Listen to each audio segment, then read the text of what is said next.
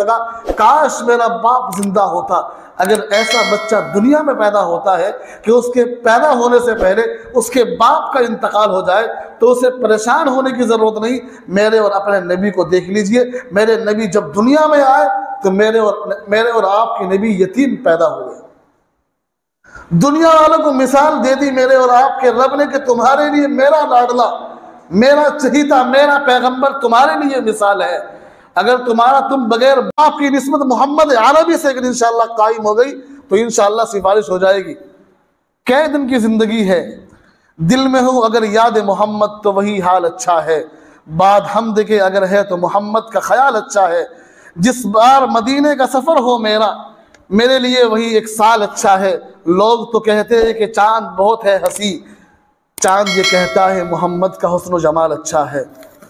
व आखिर दावाना अल्हम्दुलिल्लाहि रब्बिल आलमीन।